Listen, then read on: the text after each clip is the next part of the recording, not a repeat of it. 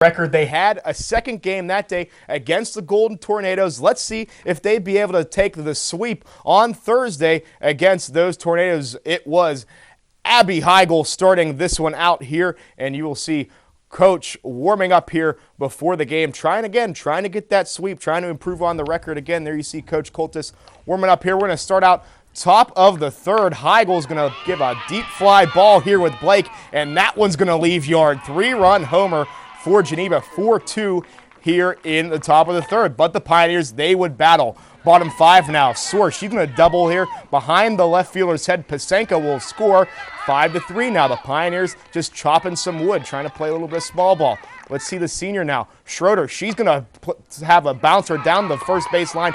That one will score Source. Now we're looking 5-5 now. The Pioneers keep on coming it down. Dorunda now had the big hit in game one, has a big hit in game two. Going to give the Pioneers the lead. The single will score Schroeder and another. 8-5, the Pioneers lead. Now watch here, Robertson now in, and watch this play. Interesting. A double steal here. We'll throw it down. Watch the third baseline. She's going to get in there. Going to be called out. The initial call is out. Let's make sure of that. The coach for the Golden Tornadoes clearly, visibly upset, as you can see here.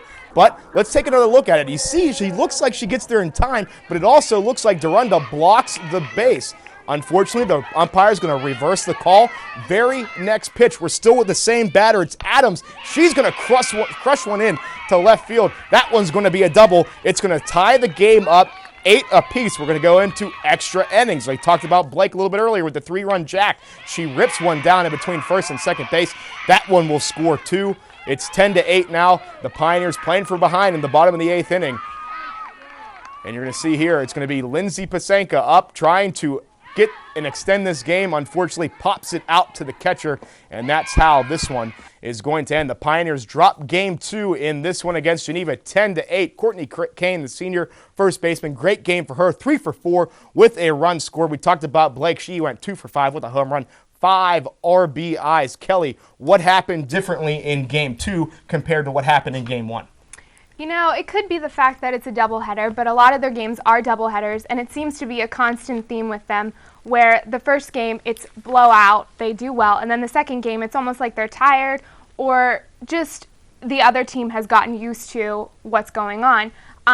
You know, Point Park, they fought back, and they came back, and they were tied, and went into extra innings, and unfortunately with the role of putting the runner on second base, didn't help the Point Park ladies. Well, that wasn't all they had for the weekend, Kelly. They had 4 more games on Saturday and Sunday, 2 against LaRoche and 2 against Pitt Greensburg. And what can we say? They swept them all. LaRoche goes down to the Pioneers in both those games in some crushing style as well. And Pitt Greensburg as well, as there you can see Pioneers beating LaRoche 8-0 in the first one, 8-4 in the second one. LaRoche was previously undefeated coming into these games, and the Pioneers waxed Pitt Greensburg as well, 10-0 and 3-1 as well. The Pioneers moved to 9-2 thus far in the season. Kelly, what are they doing right? We got to see them. They have some very stellar pitching up in the top of that lineup.